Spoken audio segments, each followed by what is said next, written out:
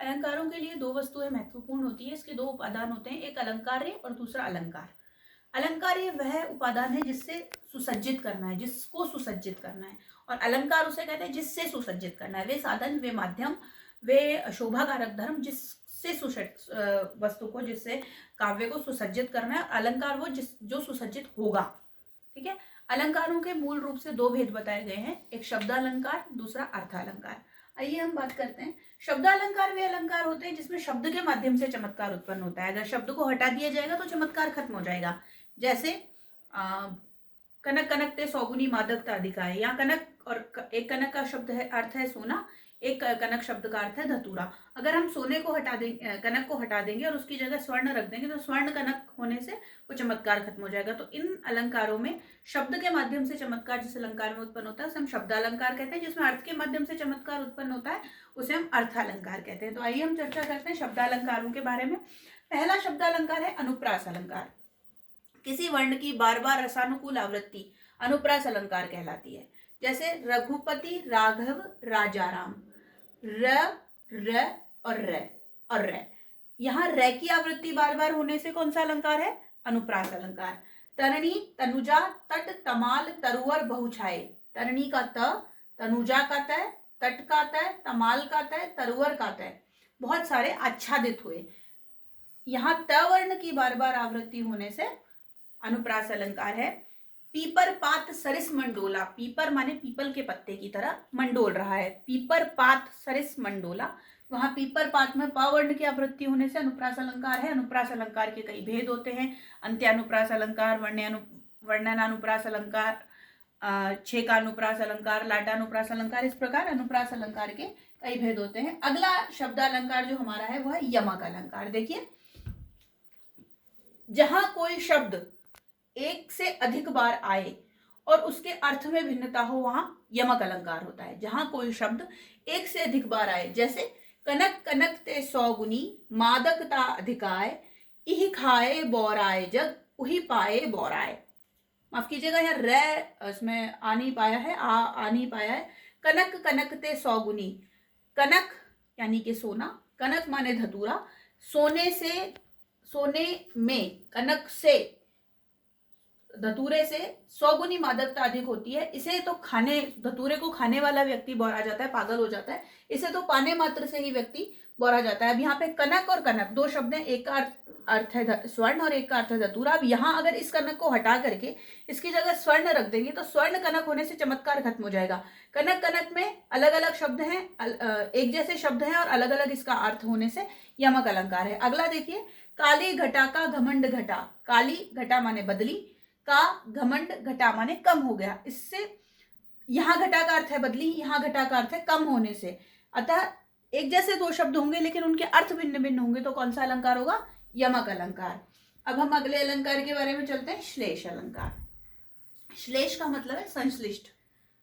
जब किसी एक शब्द का प्रयोग एक ही बार किया गया हो पर उसके अर्थ एक से अधिक हो, वहां श्लेष अलंकार होता है। मतलब शब्द एक ही बार आएगा और प्रसंग भेद से उसके अर्थ भिन्न भिन्न निकलेंगे। जैसे मंगन को देख पट दे तो बार बार है, इसका मतलब मांगने वाले को देख करके वह पट मतलब किवाड़ बार बार दे रहा है। या एक पट का अर्थ किवाड़ निकलेगा, एक पट का अर्थ निकलेगा वह वस्त्र, पट का मतलब वस्त्र भी होता है। वस्त्र बार बार दे रहा है तो एक शब्द एक है और प्रसंग भेद से उसके अर्थ अन्य निकल रहे हैं, अधिकाधिक निकल रहे हैं। रहीमन जो गति दीप की, कुल कपूत गति सोए, बारे उजियारो करे, बढ़े अंधेरो होए। रहीमदास जी कहना चाह रहे हैं कि जो गति दीपक की होती है वैसे ही कुल कपूत की गति होती है। वो बाहर, दीपक जैसे बाहर उजियाला करता है और उसके नीचे अंधेरा होता है। ठीक उसी प्रकार जो कुल का कपूत है, कुल को बदनाम करने वाला पुत्र है, कुल को बदनाम करने वाली संतान है, वो बाहर उजाला करती है और घर में उसके अंधेरा होता है। एक और है, रहीमन पानी राखिए, बिनु पानी सब सून, पानी गए न उबरे, मोती मानस चून। इसका मतलब है रहीमन पानी राखिए कि हमें पानी रखना चाहिए, बिनु पानी सब सून, बिना पानी के सब बेकार है, पानी गए न उबरे, पानी चले जाने पर सब व्यर्थ हो जाता है। क्या क्या? मोती, मानस और चून। मोती माने मोती जो है वो पानी में रहता है, पानी नहीं होगा तो मोती खराब हो जाएगा। मनुष्य के अर्थ में है इज्जत, आब, उसकी आब। और चून, चून माने आटे के अर्थ में, अगर आटे में हम पानी नहीं डालेंगे तो वो खराब हो जाएगा। तो मोती मानस चून, इसमें पानी होने से पानी शब्द के भिन्न भिन्न प्रसंग भेद से अर्थ निकल रहे हैं, तो कौन सा अलंकार हुआ? श्लेष अलंकार। अब यहाँ पे पानी शब्द यदि हटा दिया जाए तो चमत्कार खत्म हो जाएगा। इसके अलावा अन्य शब्द अलंकारों में वीप्सा अलंकार है, वक्रोक्ति शाब्दिक वक्रोक्ति अलंकार जो है वो भी शब्द अलंकार आता है, क्योंकि उसमें भी शब्द को हटा देने से चमत्कार खत्म हो जाता है। तो शब्द अलंकार वे अलंकार हुए जिनमें शब्द को हटा देने से चमत्कार खत्म हो जाएगा, और इसके भेदों में अनुप्रास, यमक और श्लेष प्रमुख है। अब हम चर्चा करते हैं अर्थालंकारों के बारे में। अर्थालंकार क्या होते हैं? जहां पर अर्थ में चमत्कार निहित होता है, जैसे उपमा अलंकार। यहां अर्थ में चमत्कार निहित होगा, शब्द को हटा देने से या शब्द को बनाए रखने से कोई फर्क नहीं पड़ेगा। जब किसी वस्तु के गुणों की तुलना किसी दूसरे वस्तु की से की जाए तो वहां उपमा अलंकार होता है। उपमा का अर्थ है समानता या तुलना। उपमा समानता, जब किसी एक वस्तु के गुणों की तुलना किसी दूसरी वस्तु से की जाए तो वहां उपमा अलंकार होता है। जैसे मखमल के झूले पड़े हाथी सा टीला। मखमल के जिस प्रकार से हाथी के जैसे, हाथी के समानता यहां दर्शाई जा रही है। मखमल के झूले पर हाथी सा टीला पड़ा हुआ हो, ऐसा वो टीला प्रतीत हो रहा है कि इस पर मखमल, हाथी पर जैसे मखमल के झूल पड़े हुए होते हैं, उसी प्रकार वह टीला उस धरती पर मखमल के झूल की तरह दिखाई दे रहा है। किसी मरुस्थल का वर्णन है। वह जिंदगी क्या जिंदगी जो सिर्फ पानी सी बही। वह जिंदगी भी क्या, वह जीवन, वह क्या जीवन है जो सिर्फ पानी के समान बहता चला जा रहा हो, व्यर्थ चला जा रहा हो, पानी सी। उपमा अलंकार को के वाचक शब्द जो है, उससे हम उपमा अलंकार को पहचानने में हमें आसानी होगी। सरिस, सम, समान, सा, सी, ये सब उपमा अलंकार के वाचक शब्द हैं। इनको ध्यान रखने से हमें उपमा अलंकार को समझने में आसानी होती है। अब हमारा अलंकार अगला है, उपमा का ही भाई है ये, रूपक अलंकार। जहां दो वस्तुओं में, व्यक्ति में समानता दिखाने के लिए एक कर दिया जाए और उसमें रूपी शब्द छुपा हुआ हो, तो वहां रूपक अलंकार होता है। जैसे चरण कमल बंदौ हरिराई। चरण कमलों की मैं, हरि के, भगवान श्री कृष्ण के चरण कमलों की मैं वंदना करता हूं।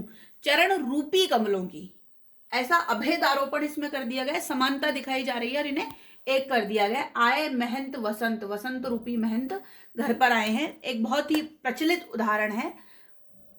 नव श्री रामचंद्र कृपालु भजमन हरण भव भय दारुणम। नव कंज लोचन कंज मुख कर कंज पद कंजारुणम। की उनका जो शारीरिक सौंदर्य है भगवान श्री राम का, ये तुलसी के रामचरितमानस में से लिया गया है। भगवान श्री राम का जो शारीरिक सौंदर्य है वो कैसा है? नव कंज लोचन, उनके आंखें जो है वो नवीन कमल के समान। पद कंजारुणम, और उनके जो पैर हैं वो अरुण कमल के, लाल कमल के समान है।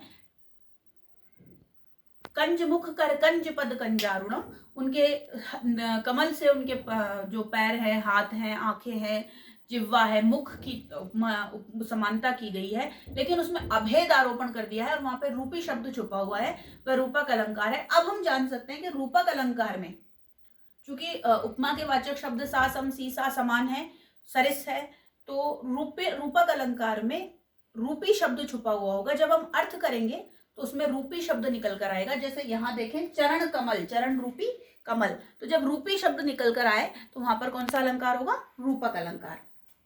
अगला देखें, अतिशयोक्ति अलंकार। अतिशयोक्ति का मतलब है बहुत अधिक बढ़ा चढ़ा के वर्णन करना।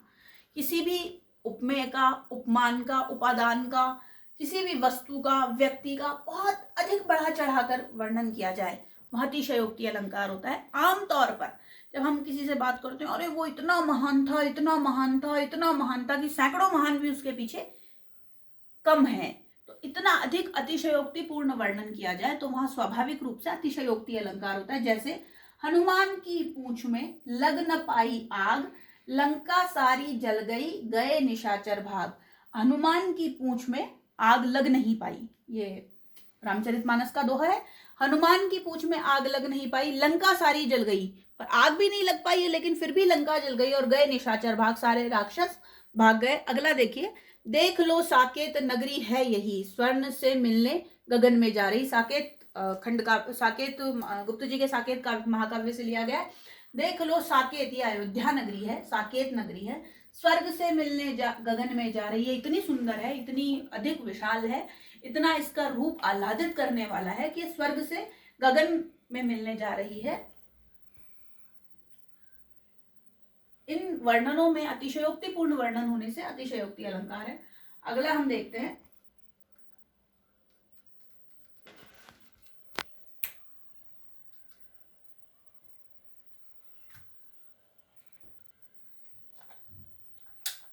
इस प्रकार अगला अलंकार है उत्प्रेक्षा अलंकार। उत्प्रेक्षा अलंकार में